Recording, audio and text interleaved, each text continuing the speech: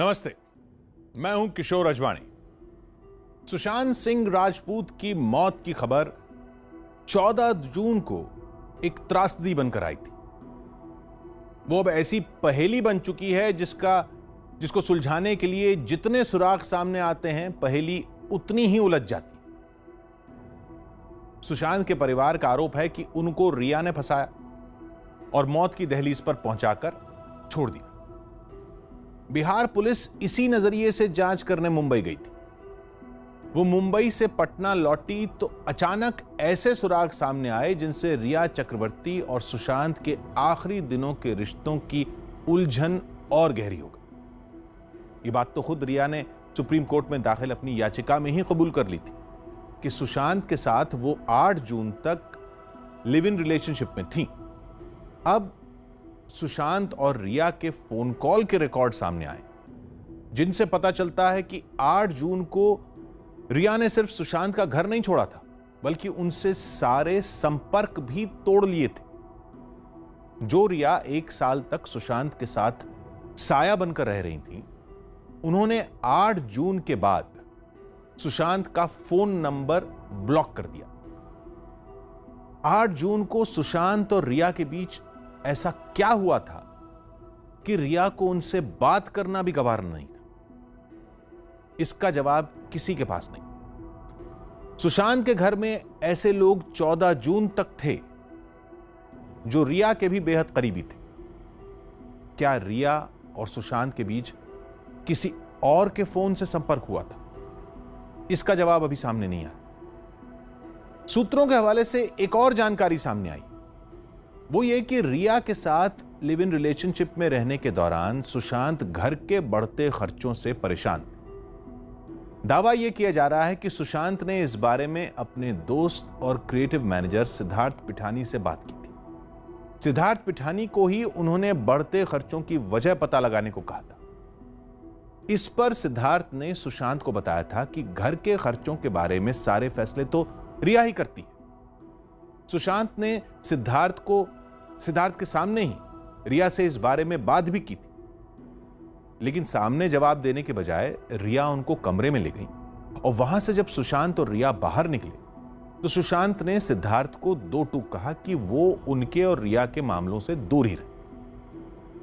सूत्रों का कहना है कि यह जानकारी बिहार पुलिस की जांच में सामने आई। वैसे सुशांत के कुछ दोस्तों, उनके परिवार और जान पहचान के लोगों के हवाले से यह बात पहले से चर्चा में है कि रिया का सुशांत पर हद से ज्यादा कंट्रोल था, दबदबा था।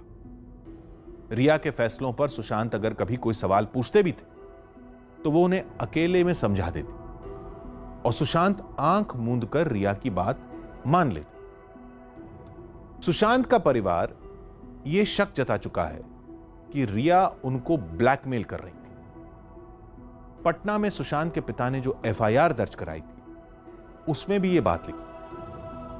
आरोप है कि सुशांत की मानसिक बीमारी की बात सार्वजनिक करने की धमकी देकर रिया उनको ब्लैकमेल कर रही।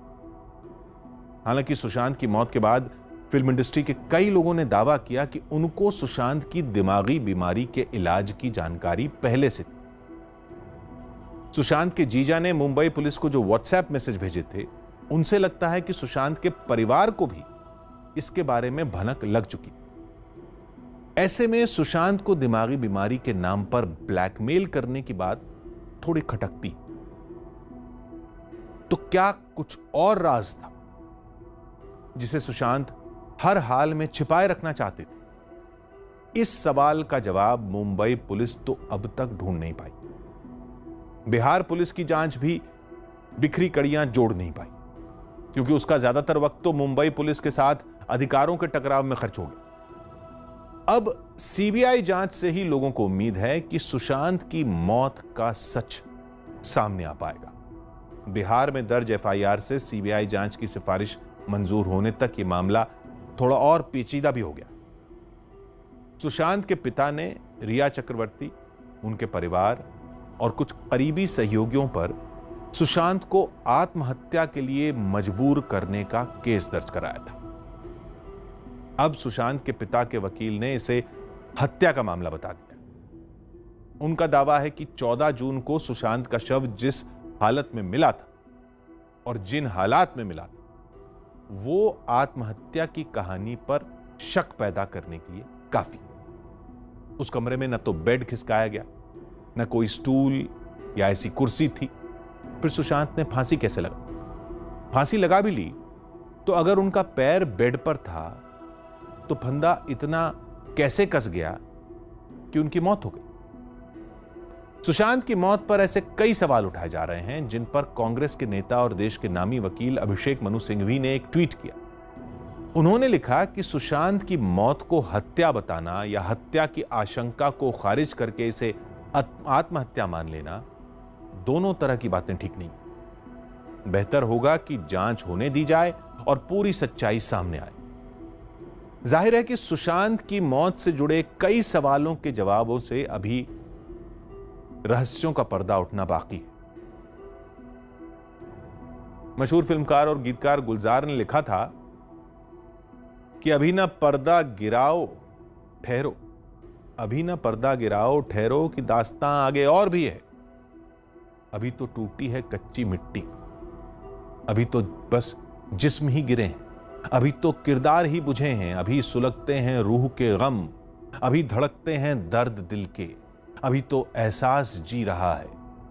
ये लौ बचा ले जो थक के किरदार की हथेली से गिर पड़ी।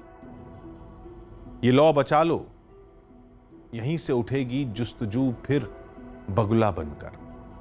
कहीं तो अंजाम और जुस्तजू के सिरे मिलेंगे। अभी न पर्दा गिराओ ठहरो। सीबीआई जांच का ऐलान होने के बाद सुशांत के लिए सोशल मीडिया पर इंसाफ की जंग लड़ रहे लोगों की उम्मीदों की लौ एक बार फिर चमक उठी। हालांकि सुशांत की मौत पर पड़ा रहस्यों का पर्दा उठाना सीबीआई के लिए किसी चुनौती से कम नहीं है। वो क्या है कि सुशांत की मौत हुए 53 दिन बीत चुके हैं। इस दौरान जो सबूत मिट गए, जो सुराग छिप गए, उनको ढूंढना और जांच को अंजाम तक पहुंचाना सुशांत सिंह राजपूत की मौत की जांच चाहे सीबीआई करे, मुंबई पुलिस करे या कोई भी जांच एजेंसी, लेकिन जांच के नतीजों में एक भी सवाल बिना जवाब के रहा तो जांच करने वालों की साख पर बट्टा लगना तय। वैसे भी अब यह मामला पूरी तरह सियासी रंग में रंग चुका है। बिहार सरकार, वहां की पुलिस और सभी दलों के नेता 10 दिन से एक ही आरोप लगा रहे हैं कि मुंबई पुलिस जांच के नाम पर लीपापोती कर रही। वहीं महाराष्ट्र सरकार अब मुंबई पुलिस की साख बचाने की लड़ाई लड़ने के लिए मोर्चा संभाल चुकी। महाराष्ट्र के तमाम मंत्री आरोप लगा रहे हैं कि मुंबई पुलिस की जांच सही दिशा में आगे बढ़ रही थी, लेकिन बिहार में चुनाव सिर पर हैं, इसलिए सुशांत की मौत को राजनीति के लिए भावनात्मक मुद्दा बना दिया गया। महाराष्ट्र सरकार के कद्दावर मंत्री और कांग्रेस के नेता विजय वडेट्टीवार ने सीबीआई जांच की सिफारिश होने के बाद भी यह आरोप दोहराया कि बिहार सरकार वहां की पुलिस का इस्तेमाल करके सुशांत की मौत के नाम पर राजनीति कर रही। उन्होंने मुंबई पुलिस को दुनिया की बेस्ट पुलिस फोर्स में एक बताया। वैसे मुंबई पुलिस की इस साख पर बिहार के डीजीपी गुप्तेश्वर पांडे पहले ही ताना मार चुके हैं कि इतनी तेज तर्रार पुलिस 50 दिन में ना कोई सबूत ढूंढ पाई और ना ही सुशांत की मौत को आत्महत्या बताने की हिम्मत जुटा पाई। बिहार पुलिस को मुंबई पुलिस ने जांच करने से रोका। इसी बुनियाद पर बिहार सरकार ने सुशांत की मौत की जांच सीबीआई से कराने की सिफारिश की। वैसे सीबीआई जांच के ऐलान के बाद भी इस मामले पर राजनीति बंद नहीं होगी, इसका संकेत भी मिल चुका है। बिहार में कांग्रेस के एक बड़े नेता अखिलेश सिंह, उन्होंने बताया कि राहुल गांधी के साथ बिहार कांग्रेस के नेताओं की बैठक हुई, जिसमें सुशांत सिंह की मौत पर भी चर्चा हुई। उम्मीद जताई गई कि अब सीबीआई 15-20 दिन में सुशांत की मौत की गुत्थी सुलझाकर सच्चाई सामने ला देगी। सीबीआई की टीम अभी जांच के लिए मुंबई पहुंची नहीं कि उसके जांच की डेडलाइन तय कर दी गई। इसका मतलब यही निकलता है कि जैसे मुंबई पुलिस को 50 दिन की जांच के नाम पर ताना मारा जा रहा है, वैसे ही हमला सीबीआई को झेलना पड़ेगा अगर उसने 15-20 दिन में केस नहीं सुलझाया। सीबीआई इतनी जल्दी केस सुलझा लेगी, इसके आसार फिलहाल कम ही दिख रहे हैं। वजह यह है कि सुशांत की मौत की जांच का दायरा अब इतना बड़ा हो चुका है कि किसी भी जांच एजेंसी को बयान दर्ज करने में ही महीनों लग सकते हैं। 56 लोगों के बयान तो मुंबई पुलिस ही ले चुकी। ईडी की टीम भी इस मामले में समानांतर जांच शुरू कर चुकी। वो पता लगा रही है कि सुशांत ने कितने पैसे कमाए, उनके पैसे कहां गए। ऊपर से इस मामले के चश्मदीद गवाह सुशांत के दोस्त और उनके क्रिएटिव मैनेजर सिद्धार्थ पिठानी भी हैं, जो रोज कोई ना कोई रहस्य उजागर करने में जुटे। सिद्धार्थ पिठानी वही हैं जिन्होंने पटना में एफआईआर दर्ज होने के बाद आरोप लगाया था कि सुशांत के जीजा ने उन पर रिया के खिलाफ बयान देने के लिए दबाव डाला था। अब सिद्धार्थ ने एक नई बात बताई। उनका दावा है कि दिशा सालियान की मौत के बाद सुशांत परेशान हो गए। उन्होंने इस बारे में अपनी बड़ी बहन से भी बात की थी। सिद्धार्थ ने दावा किया कि सुशांत के साथ उनकी मुलाकात रिया ने नहीं कराई थी, बल्कि वो पहले आयुष के संपर्क में आए और आयुष ने ही उनको सुशांत के साथ काम करने का प्रस्ताव दिया, जिसके बाद वो सुशांत के संपर्क में आए। सिद्धार्थ ने ही सुशांत का शव नीचे उतारा था। वो सुशांत के साथ उसी घर में रह रहे थे, लेकिन सिद्धार्थ के मुताबिक उनको रिया और सुशांत के झगड़े के बारे में कुछ नहीं पता। सिद्धार्थ को बस इतना पता है कि दिशा की मौत के बाद सुशांत परेशान थे। इस केस में सीबीआई जांच का एक पहलू दिशा सालियान भी है, जिनकी मौत के तार सुशांत की मौत से जोड़े जा रहे हैं। दिशा सालियान की मौत की भी सीबीआई से जांच कराने की मांग तेज हो गई है। सुप्रीम कोर्ट में याचिका भी दाखिल हुई। हालांकि दिशा की मौत की जांच अभी मुंबई पुलिस ही कर रही, वो भी हादसा मानकर। इस पर भी राजनीतिक भूचाल आया हुआ है, क्योंकि कुछ लोग मानने के लिए तैयार ही नहीं हैं कि दिशा की मौत हादसा या आत्महत्या थी। जिस सोशल मीडिया पर दिशा सालियान की मौत के साथ अपना नाम जोड़े जाने पर सुशांत परेशान थे, उसी सोशल मीडिया पर अब यह सुशांत की मौत को दिशा सालियान की रहस्यमयी मौत से जोड़ दिया गया। अभिनेत्री सिमी गरेवाल ने तो 1 अगस्त को ही ट्वीट कर दिया था कि दिशा की मौत की गुत्थी सुलझा लो तो सुशांत की मौत की सच्चाई अपने आप सामने आ जाएगी। लेकिन क्या यह मामला इतना ही आसान है जितना सोशल मीडिया पर मुहिम चला रहे लोगों को महसूस हो रहा है? सुशांत को करीब से जानने का दावा करने वाले इस केस के बारे में कितना जानते हैं? जिन लोगों के बयान पुलिस ने दर्ज किए हैं, क्या वो मामले की गुत्थी सुलझाने के लिए नाकाफी है? इन तमाम सवालों का जवाब तलाशने की कोशिश करेंगे। 3 मिनट का ब्रेक लेते हैं। 5 साल पहले सुशांत सिंह राजपूत पर्दे पर जासूस बने थे। डिटेक्टिव ब्योमकेश बख्शी, जो हत्या, आत्महत्या और हादसा के त्रिकोण में उलझी गुत्थी भी सुलझाना जानते थे। किसी ने सोचा नहीं था कि एक दिन सुशांत सिंह राजपूत की मौत उसी फिल्म की कहानी जैसी हो जाएगी। घुमावदार, बेहद उलझी हुई, जिसे सुलझाने की उम्मीद जिन गवाहों से की जाती है, उनका बयान मामले को और उलझा देता है।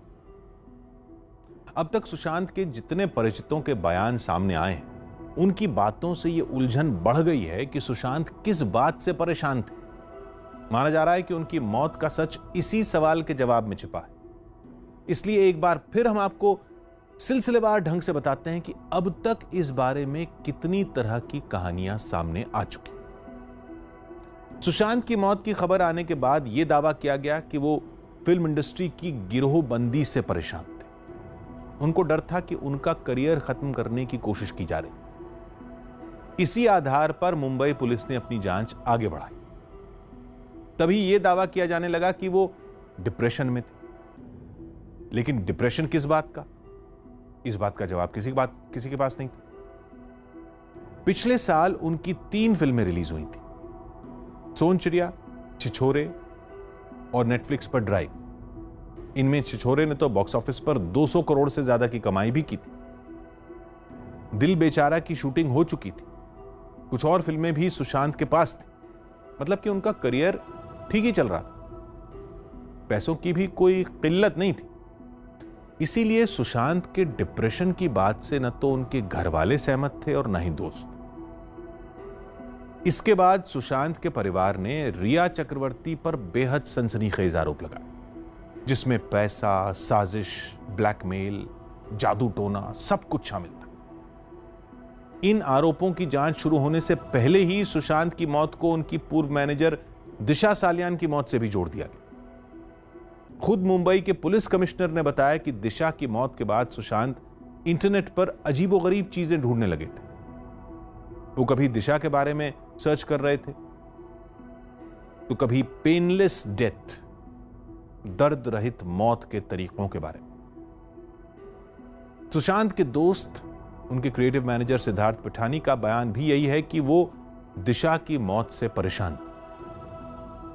जो लोग सुशांत की मौत के लिए रिया को जिम्मेदार मान रहे हैं, उनको शक है कि दिशा की मौत और रिया का सुशांत को छोड़कर जाना यह इत्तेफाक नहीं हो सकता। रिया ने सुशांत का फोन ब्लॉक कर दिया, यह भी गैर मामूली बात मानी जा रही। रिया ने ऐसा क्यों किया, इसका जवाब सिर्फ रिया के पास है, और वो जवाब देने के लिए सामने नहीं आ रहे। जो लोग सामने आ रहे हैं उनका आरोप यही है कि सुशांत की जिंदगी पर रिया का कंट्रोल कुछ ज्यादा ही था, इतना कि सुशांत अपनी बहनों से भी खुलकर बात नहीं कर सकते थे। ऐसा आरोप सुशांत के पिता ने भी लगाया। यह अपने आप में एक बड़ी पहेली है कि एक साल में ऐसा क्या हुआ कि सुशांत रिया के इतने करीब आ गए कि परिवार से दूर हो गए, और फिर अचानक ऐसा क्या हुआ कि रिया ने सुशांत को एक झटके में छोड़ दिया। बहुत ही लापरवाही इसमें दिखाई है, इतनी जबरदस्त लापरवाही जो कि उनको मौत तक ले गई है। रिया ने 4 दिन में 25 बार सुशांत को फोन क्यों किया?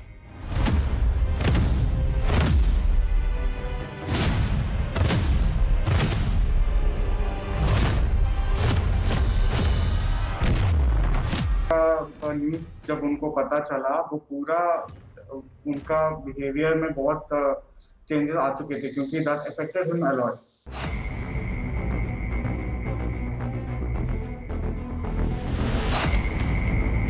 सुशांत की मौत का 8 जून कनेक्शन क्या है?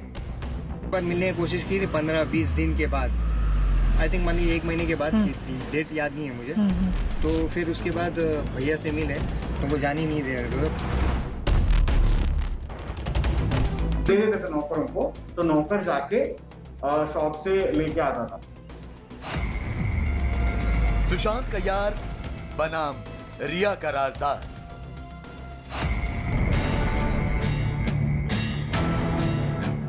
सुशांत की मौत का सच सामने लाने की जिम्मेदारी अब सीबीआई के कंधों पर है। सीबीआई फिर से सुशांत मामले की एफआईआर लिखेगी। सीबीआई मुंबई और पटना पुलिस से केस से जुड़े तमाम कागजात लेगी। सीबीआई सुशांत की गर्लफ्रेंड रिया चक्रवर्ती का बयान दर्ज करेगी। सीबीआई सुशांत के घर में मौजूद लोगों से पूछताछ करेगी। सीबीआई सुशांत के बैंक खातों से लेकर उनके कॉल रिकॉर्ड तक की जांच करेगी। सुशांत की मौत से जुड़े हर राज का पर्दाफाश अब सीबीआई करेगी। मुंबई पुलिस भरसक इस केस में अब तक पानी पीट रही हो, लेकिन सुशांत के घर वालों को पूरा यकीन है कि सीबीआई इस मामले की तह तक जरूर पहुंचेगी। वो चेहरे बेनकाब होंगे जिनका सुशांत की मौत से सीधा कनेक्शन है। लेकिन उससे पहले सुशांत के यार और रिया के राजदार न्यूज 18 पर आए और सुशांत की जिंदगी से जुड़े कुछ ऐसे पन्ने पलटे जिनसे इस केस की गुत्थी उलझती नजर आई। गौर से देखिए, ये हैं सुशांत के नौकर अंकित आचार्य और ये हैं सुशांत के रूम पार्टनर रहे सिद्धार्थ पिठानी। ये दोनों सुशांत के बेहद करीब थे। अंकित आचार्य सुशांत का हर काम करते थे और सुशांत उनसे दोस्त की तरह बर्ताव करते थे। तो सिद्धार्थ पिठानी ने सुशांत के साथ एक लंबा वक्त बिताया और उनके रूम पार्टनर रहे। लेकिन जब न्यूज 18 ने इन दोनों से अलग अलग बातचीत की तो यह साफ हो गया कि इस केस से जुड़ा सच सामने लाना इतना आसान नहीं। हम आपको बताएंगे क्यों, लेकिन उससे पहले सुशांत के रूम पार्टनर रहे सिद्धार्थ पिठानी का 8 जून से जुड़ा वो खुलासा सुनिए जो उन्होंने न्यूज 18 पर किया। सडनली एंड उन्होंने मुझे बोला था कि सर का ध्यान रखना, मैं I am just a phone call away, you can call me any time and if you need me I will be back because I am going to Juhu to my parents. Sir घर पे आए थे उनका ध्यान रखने के लिए और जब दिशा का न्यूज जब उनको पता चला, वो पूरा उनका बिहेवियर में बहुत चेंजेस आ चुके थे, क्योंकि that affected him a lot. 8 जून। अब आप सोच रहे होंगे कि इस तारीख में ऐसा क्या खास है, तो आपको बता दें कि 8 जून को ही सुशांत की तथाकथित मैनेजर दिशा सालियान की संदेहास्पद मौत हुई थी और 8 जून को ही रिया चक्रवर्ती सुशांत का घर छोड़कर चली गई थी। सिद्धार्थ पिठानी की माने तो 8 जून को दिशा की मौत की खबर जैसे ही सुशांत को लगी, वो परेशान हो गए। सिद्धार्थ ने यह भी दावा किया कि दिशा की मौत से सुशांत इसलिए घबरा गए थे क्योंकि इसमें उनका नाम भी उछाला जा रहा था। लेकिन दिशा सालियान और सुशांत के बीच क्या संबंध था? क्या दोनों की पहचान पुरानी थी? क्या दिशा सालियान वाकई सुशांत की मैनेजर थी? इन सवालों का जवाब सिद्धार्थ ने क्या दिया, वो सुनिए। मैम, एक्चुअली दिशा के बारे में सुशांत एक ही बार मिला था उनके पूरे इस फिल्म के करियर में। दिशा के साथ एक ही इंटरेक्शन हुआ था, जहां पे वो कुछ कॉस्ट्यूम्स के सिलसिले में आए थे, क्योंकि एक फोटोशूट था सुशांत का कोविड लॉकडाउन जस्ट होने से पहले। तब एक बार ही मिले थे सुशांत और दिशा का फोन कॉल। एक बार मैं, सुशांत और दिशा एक कॉन्फ्रेंस कॉल में थे, क्योंकि हमको कुछ कोऑर्डिनेट करना था कुछ प्रोजेक्ट के वजह से। वो फैन के साथ बातचीत करने का कुछ वो था, किसी मोबाइल नेटवर्क का प्रोजेक्ट था। सिद्धार्थ पिठानी की माने तो दिशा सालियान और सुशांत की सिर्फ एक बार ही मुलाकात हुई थी। ऐसे में कुछ सवाल भी उठते हैं। मसलन, दिशा सुशांत की मैनेजर नहीं थी तो उनकी मौत से सुशांत परेशान क्यों हो? दिशा की सुशांत से पुरानी जान पहचान नहीं थी तो सुशांत उनकी मौत से घबराए क्यों? 8 जून को ही दिशा की मौत हुई और ठीक उसी दिन रिया चक्रवर्ती सुशांत को छोड़कर क्यों चली गई? इन तमाम सवालों के जवाब जानने के लिए न्यूज 18 ने अपनी पड़ताल शुरू की तो सुशांत के नौकर अंकित आचार्य से हमारी मुलाकात हुई। ये वही अंकित आचार्य हैं जो सुशांत के साथ रहते थे, सुशांत का दिया हर काम करते थे। एक घरेलू सहायक के तौर पर अंकित सुशांत के बेहद करीब थे। तो अंकित आचार्य ने सुशांत के बारे में जो बताया, वो इस केस की गुत्थी सुलझाने के काम जरूर आ सकता है। भैया से मिले तो वो जान ही नहीं दे रहे थे। भैया से मिले तो भैया हमको बोले कि क्या बात है, सैलरी मिले नहीं है। बट हम भी थोड़ा गुस्सा थे कि काम पे क्यों नहीं रखा। हमको तो लग रहा था कि सुशांत भैया हमको निकाल दिया, बट ऐसा तो नहीं था। फिर वो पूछ रहे क्या हो गया, मैं सैलरी मेरा था तो सैलरी बना के दी। सैलरी तो बाद में दी हमको, मतलब फिर उसके बाद वो अकाउंट था, वो सैलरी बना के दिया मुझे। तो जब मैं सुशांत भैया को देखा करीब से, जो पहले सुशांत भैया थे वो नहीं थे, एकदम डिप्रेस टाइप के थे। एंड उनका चेहरा एकदम डल सा, लिप्स एकदम ब्लैक। जो पहले जो थे वो ऐसा नहीं थे, एकदम यही फर्क था। सुशांत के परिवार वालों का आरोप है कि रिया भूत प्रेत में यकीन करती थी और इसी वजह से उन्होंने सुशांत का घर बदलवाया था। सुशांत की बहन मीतू सिंह ने बिहार पुलिस को दिए अपने बयान में कहा था कि रिया ने सुशांत को काले जादू से अपने वश में कर लिया था। लेकिन सुशांत के नौकर अंकित आचार्य का बयान इस दावे से बिल्कुल जुदा है।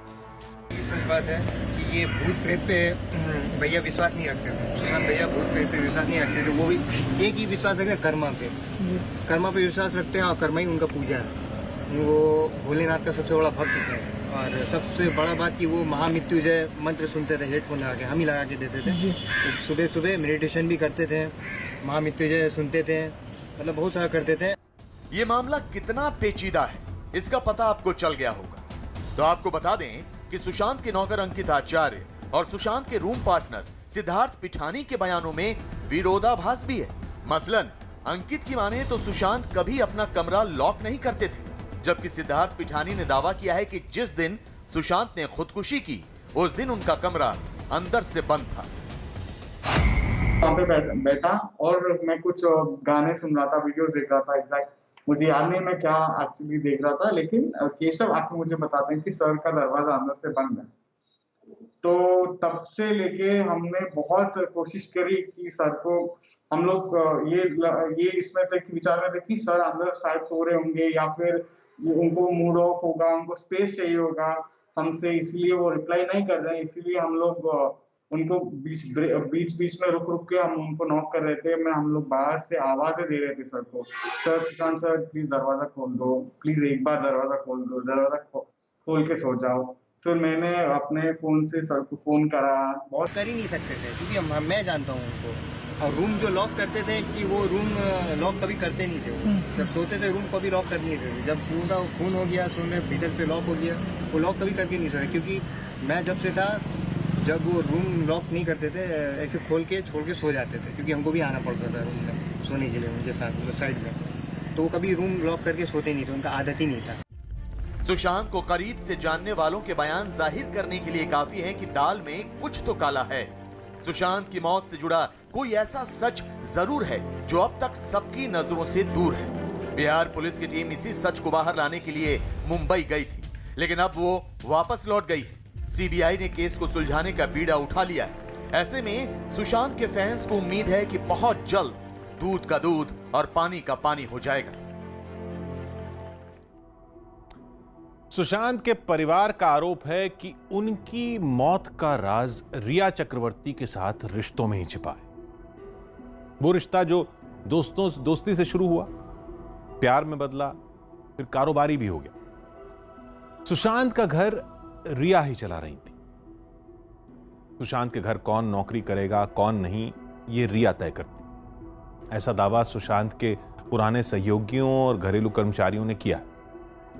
सुशांत के बैंक खातों से यह भी पता चल चुका है कि सुशांत के डेबिट और क्रेडिट कार्ड का इस्तेमाल रिया अपने निजी खर्च के लिए भी करती थी। सुशांत की जानकारी में यह बात थी। रिया उनके साथ लिव इन रिलेशनशिप में थी, इसलिए यह बात ज्यादा खटकने वाली नहीं थी। जो बात सुशांत के घर वालों को खटकी वो थी सुशांत की जिंदगी में रिया के परिवार का दखल। सुशांत ने पिछले साल सितंबर और इस साल जनवरी में 2 कंपनियां रजिस्टर कराई थी और दोनों कंपनियों में रिया के भाई शौविक चक्रवर्ती भी डायरेक्टर बनाए गए थे। पिछले साल मीडिया में यह खबर भी आई थी कि सुशांत और रिया के भाई स्टार्टअप शुरू करने वाले थे। खबर है कि पिछले साल अक्टूबर में सुशांत के पैसों से ही शौविक की हवाई यात्रा और होटल के बिल का भुगतान किया गया था। शौविक के पास बिजनेस या कंपनी चलाने का कोई अनुभव भी नहीं था। फिर सुशांत ने उनको अपना बिजनेस पार्टनर क्यों बनाया? यह सवाल खटका तो ईडी ने जांच शुरू कर दी कि कहीं सुशांत के पैसे मनी लॉन्ड्रिंग के जरिए विदेश की बेनामी कंपनियों में तो नहीं लगाए जा रहे थे। ईडी की टीम इस बारे में सैमुअल मिरांडा से पूछताछ करने में जुटी। आरोप है कि सैमुअल मिरांडा को रिया ने ही सुशांत के घर पर नौकरी पर रखा था। वो सुशांत के घर के मैनेजर थे। ईडी ने इस बारे में रिया के चार्टर्ड अकाउंटेंट को भी तलब किया। रिया को भी ईडी ने नोटिस जारी किया, जो फिलहाल अंडरग्राउंड है। ऐसा माना जाता है कि फिल्म इंडस्ट्री में सफल सितारों की जिंदगी खुली किताब जैसी हो जाती। 24 घंटे उन पर प्रशंसकों और मीडिया की निगाहें होती। हालांकि यह भी सच है कि खुली किताब के भी बस 2 ही पन्ने जमाने के सामने होते हैं। यूपी के जौनपुर के कवि हैं, रंजना वाजपेयी कवित्री हैं, उनकी गजल याद आ रही है कि कर चुकी है अब बहुत लिहाज जिंदगी,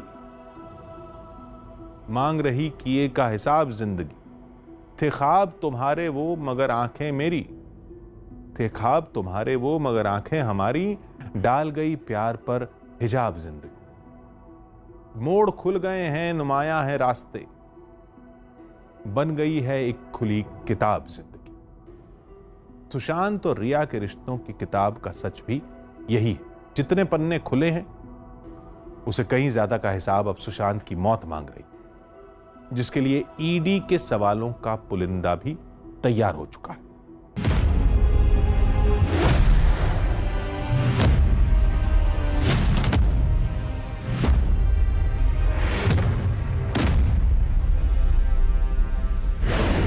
करोड़ में से 15 करोड़ निकला है।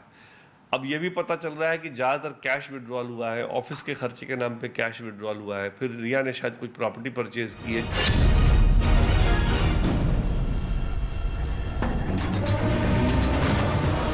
पहले मुलाकात हुई, फिर बात हुई, फिर दोस्ती हुई और उसके बाद मोहब्बत। लेकिन मोहब्बत का ये अफसाना आज जिस मुकाम पर है उसका अंदाजा किसी को नहीं था।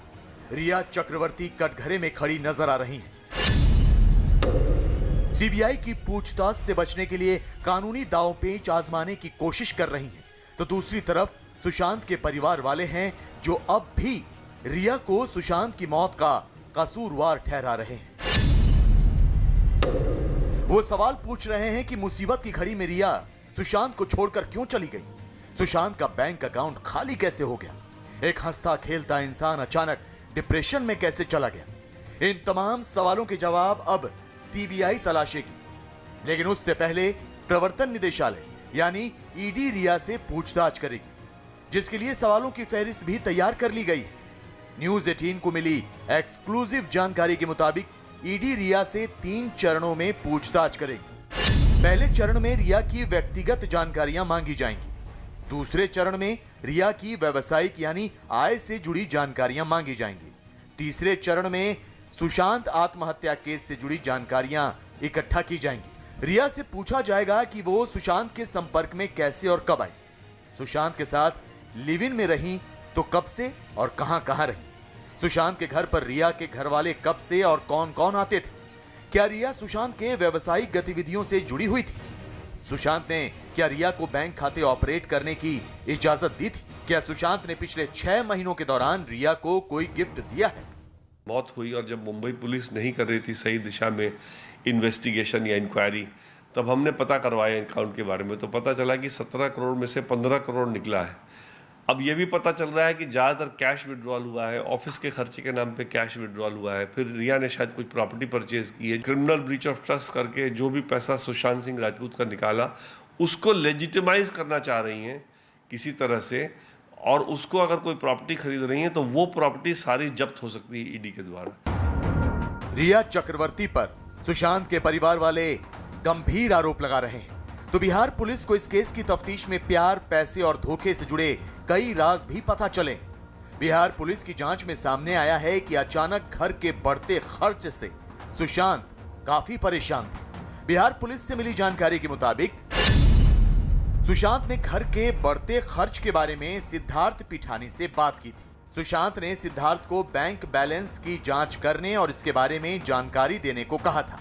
सुशांत जानना चाहते थे कि रिया के आने के बाद खर्चे तेजी से क्यों बढ़ने लगे थे। सिद्धार्थ ने सुशांत को बताया था कि रिया ही घर से जुड़े खर्चों पर फैसला ले रही है। इसके बाद सुशांत ने सिद्धार्थ के सामने ही रिया को बुलाकर इस बारे में पूछा भी था। हालांकि रिया ने सिद्धार्थ के सामने कोई जवाब नहीं दिया और वो उन्हें कमरे में लेकर चली गई। फिर सुशांत ने सिद्धार्थ से कहा कि वो उनके और रिया के मामले से दूर रहे। तो क्या पैसों के चक्कर में सुशांत की जान चली गई? इसकी तफ्तीश सीबीआई तो करेगी। ईडी लगातार इस मामले की जांच कर रही है। प्रवर्तन निदेशालय ने रिया चक्रवर्ती के करीबी सैमुअल मिरांडा से पूछताछ भी की है। तो इसी बीच सुशांत के पिता के सिंह के वकील विकास सिंह ने सुशांत की मौत की कुछ तस्वीरें जारी करते हुए सवाल भी उठाए। सवाल ये, मुंबई पुलिस ने तो मेरे हिसाब से जो इंक्वेस्ट की इंक्वायरी कर रहे हैं, इंक्वेस्ट की इंक्वायरी में तो सिर्फ देखना चाहिए कि वो हैंग पॉसिबिलिटी था कि नहीं था, हैंग कर सकते कि नहीं। जो पंखा जहाँ पर जिस हाइट पे है और जिस बेड का था, अगर वो फंदा अगर गले पे डाल ले तो सुशांत हैंग कर ही नहीं सकते वहाँ पर। और अगर आप टेढ़े होकर हैंग करते हैं किसी में तो आपका मौत नहीं हो सकता, आप कभी न कभी आप पैर अपने खड़ा होकर खड़े हो जाइएगा। हैंगिंग जो है पॉसिबल तभी होता है कोई स्टूल पे आप खड़े होकर स्टूल को फेंक दें, पैर से मार दें तो आपका बॉडी लटक जाता है। उधर रिया का कॉल रिकॉर्ड भी सामने आया है, जिससे यह पता चलता है कि रिया दिशा सालियान की मौत से पहले तक तो सुशांत से फोन पर खूब बात करती थी, लेकिन दिशा की मौत के बाद उसने सुशांत को कॉल करना छोड़ दिया और उनका नंबर ब्लॉक कर दिया था।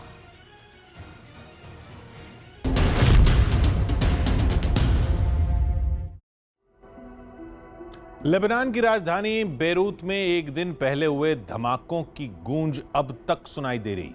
एक के बाद एक 2 धमाके कितने भयानक थे, इसका अंदाजा बेरूत के गवर्नर के बयान से हो जाता। उनका शुरुआती आकलन यह है कि धमाके से करीब 1500 करोड़ डॉलर यानी भारतीय रुपयों में 1,12,000 करोड़ से ज्यादा का नुकसान हुआ। 20 लाख की आबादी वाले बेरूत शहर में करीब 3 लाख लोग बेघर हो गए, क्योंकि धमाके की वजह से उनके घर की खिड़कियां, दरवाजे, घरों में रखा सामान सब तहस नहस हो गए। अमेरिका के भूगर्भ वैज्ञानिकों ने अपनी मशीनों पर मापकर बताया कि बेरूत में धमाके की वजह से धरती उतनी ही जोर से कांपी जितना 3.3 तीव्रता के भूकंप से कांपा। लेबनान के राष्ट्रपति ने इन धमाकों को सरकारी अफसरों की लापरवाही का नतीजा माना। यह बताया कि बेरूत के बंदरगाह के पास एक गोदाम में अमोनियम नाइट्रेट नाम का केमिकल रखा था, उसमें धमाका हो। अमोनियम नाइट्रेट का इस्तेमाल यूरिया खाद बनाने में होता है, लेकिन इसी से खतरनाक विस्फोटक भी बनाया जाता है। यह बात आतंकी संगठनों को भी मालूम है। बेरूत में धमाके का यही पहलू ऐसा है जिसकी वजह से कई लोग इसे हादसा नहीं बल्कि आतंकी साजिश मान रहे हैं। दरअसल लेबनान में ही आतंकी संगठन हिजबुल्लाह का अड्डा है। हिजबुल्लाह के आतंकी लेबनान में इस्लामिक कानून लागू करना चाहते हैं और इसके लिए वो 2005-2006 में लेबनान में गृह युद्ध जैसे हालात भी पैदा कर चुके। हिजबुल्लाह की नजर में इजराइल, अमेरिका, सऊदी अरब और दूसरे सुन्नी बहुल इस्लामिक देश उसके दुश्मन हैं। वहीं यह भी माना जाता है कि हिजबुल्लाह को सीरिया, ईरान और रूस का समर्थन हासिल है। बेरूत में जो अमोनियम नाइट्रेट गोदाम में रखा था वो 2013 में रूस से ही आया था। हिजबुल्लाह के सरगना ने 4 साल पहले अमोनियम नाइट्रेट के धमाके से इजराइल पर हमले की ओर इशारा किया था। यह सफाई भी दी थी कि ऐसा हो सकता है, लेकिन हिजबुल्लाह ऐसा नहीं करेगा। अब 4 साल बाद हिजबुल्लाह के गढ़ लेबनान में अमोनियम नाइट्रेट का धमाका हुआ तो शक की सुई हिजबुल्लाह की ओर ही घूम रही है।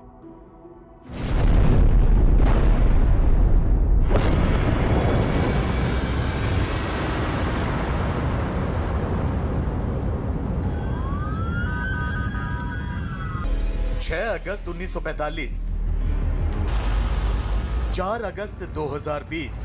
बम धमाके की ये 2 तस्वीरें इतिहास शायद ही कभी भूल पाएगा।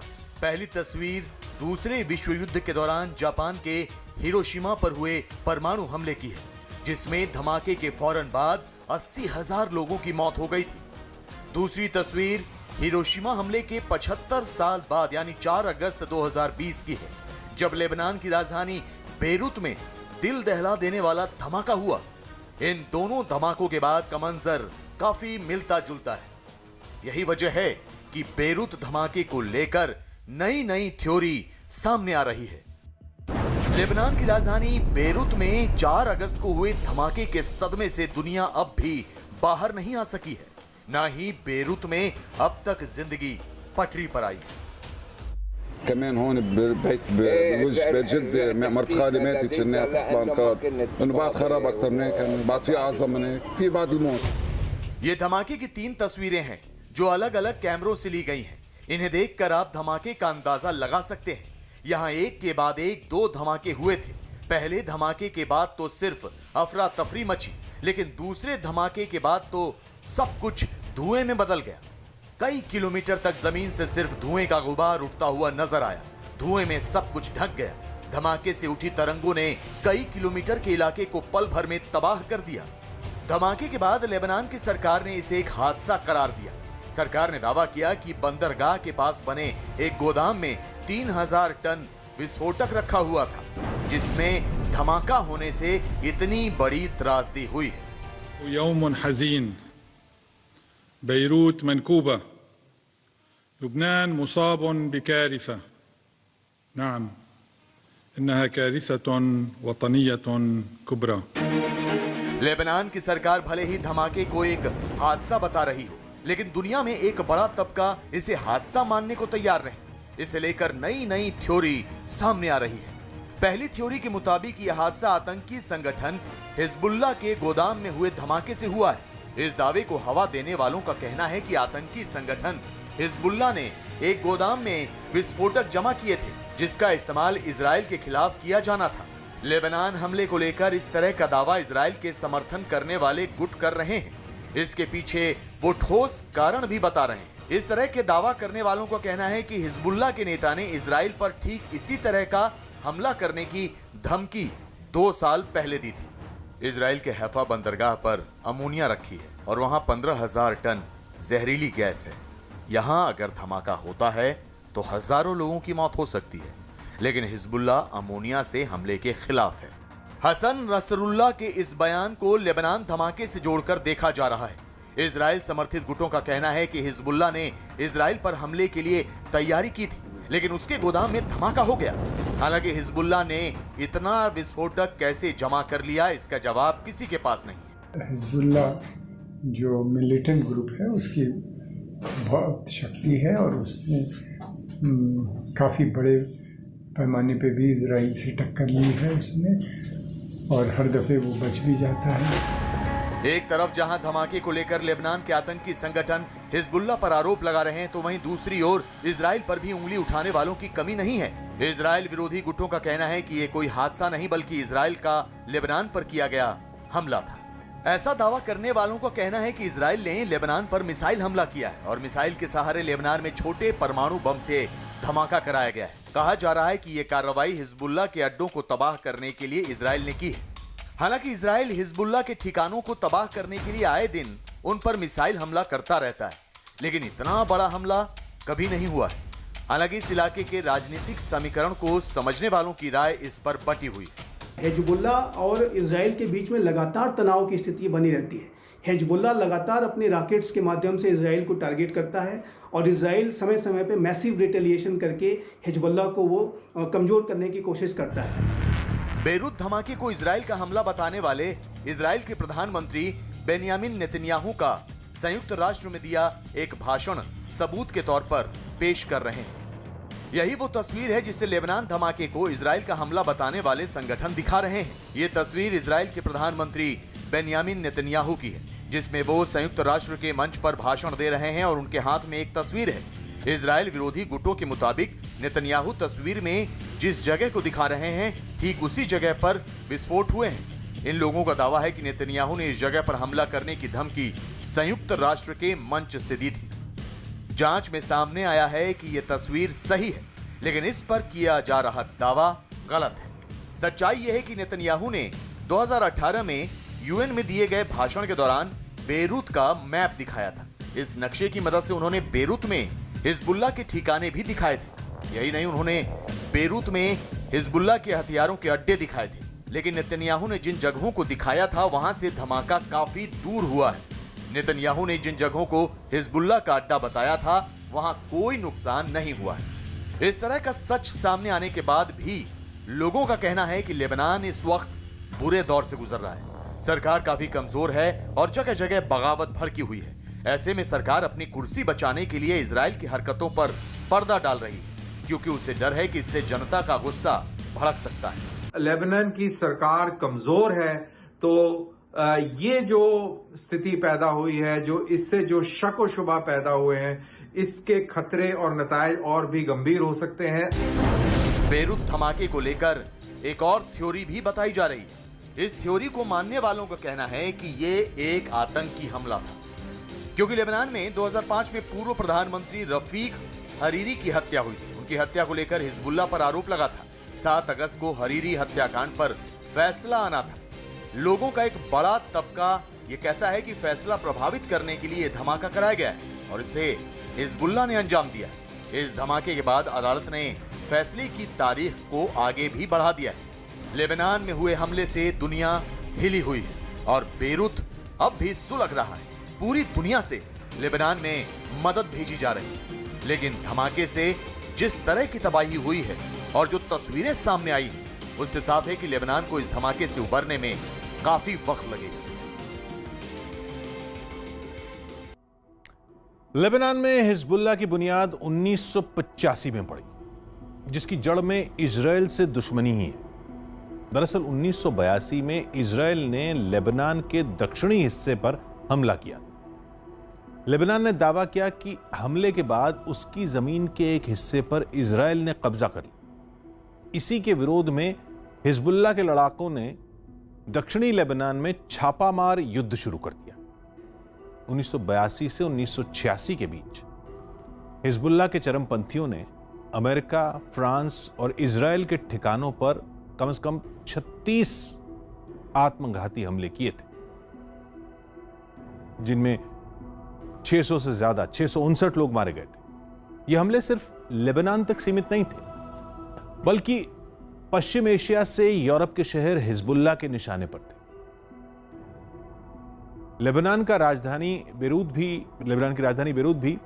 हिजबुल्लाह के निशाने पर रही। बेरूत में बम धमाके करना हिजबुल्लाह के लिए कभी मुश्किल नहीं रहा। वहां 14 फरवरी 2005 को सड़क किनारे एक धमाका हुआ था, जिसमें लेबनान के पूर्व प्रधानमंत्री रफीक हरीरी समेत 21 लोगों की मौत हो गई। इस मामले की जांच संयुक्त राष्ट्र संघ के विशेष जांच ट्रिब्यूनल ने की और हिजबुल्लाह को इसका जिम्मेदार ठहराया गया। उस मुकदमे का फैसला आने से ठीक पहले बेरूत में जो धमाके हुए, उससे लेबनान ही नहीं बल्कि पूरी दुनिया के होश उड़ गए। ये सोचकर ही सुरक्षा एजेंसियों के पसीने छूट रहे हैं कि अगर दुनिया भर में फैले आतंकी संगठनों ने धमाके का यह फॉर्मूला आजमाना शुरू कर दिया तो क्या होगा।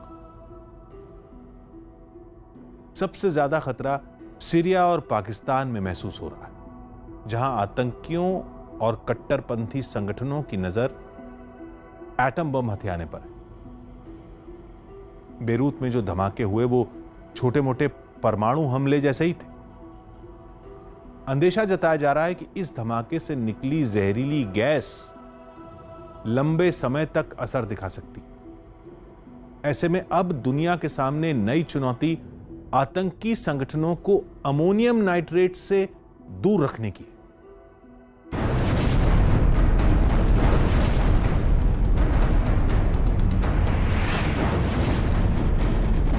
बेरूत ब्लास्ट की असल वजह क्या थी, अब इसकी जांच जारी है। लेबनान इसे हादसा बता रहा है।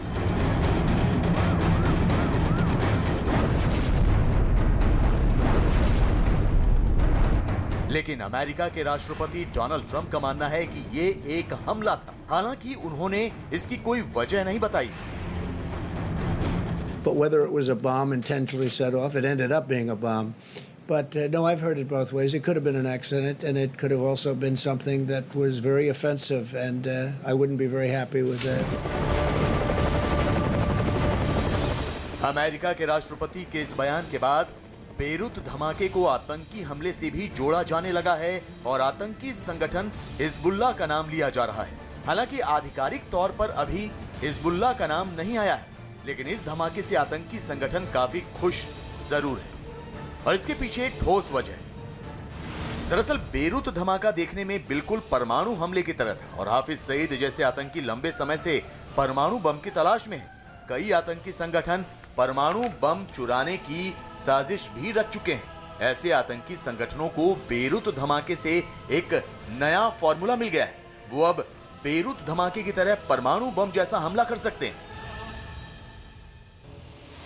आतंकी हाफिज सईद के लिए इस फॉर्मूले को अपनाना भी काफी आसान है, क्योंकि हाफिज सईद के संगठन फलाहे इंसानियत की सीरिया में जड़ें काफी मजबूत हैं। ये सीरिया में फलाहे इंसानियत के पोस्टर और बैनर लगे। यहाँ हाफिज सईद का संगठन कई साल से खुद को मजबूत बनाने में जुटा हुआ है। हाफिज यहाँ मदद के नाम पर आतंक की दुनिया में अपनी जड़ें गहरी कर रहा है। सीरिया में जगह जगह हाफिज के संगठन के पोस्टर लगे हुए मिल जाते हैं। सीरिया और लेबनान एक दूसरे के पड़ोसी देश हैं। दोनों के बीच करीब 400 किलोमीटर की सीमा रेखा है। हाफिज सईद जिस तरह से आतंक के नए नए फॉर्मूलों की तलाश में रहता है, उससे यह खतरा अब बढ़ गया है कि वो अब इस फॉर्मूले से आतंकी वारदात को अंजाम दे सकता है। लेबनान आतंकी संगठन हिजबुल्लाह का सबसे बड़ा ठिकाना है और यह संगठन इजराइल के खिलाफ आतंकी वारदात को अंजाम देता है। हाफिज भी इजराइल को लेकर जहर उगलता रहता है। इजराइल विरोध की आड़ में हाफिज उन आतंकी संगठनों के करीब आ सकता है जो उसे आतंक के नए नए फॉर्मूले दे सकते हैं, क्योंकि हाफिज पहले ही आतंक की बंद हो चुकी अपनी दुकान से परेशान है और वो इस वक्त आतंक के नए फॉर्मूले की तलाश में है।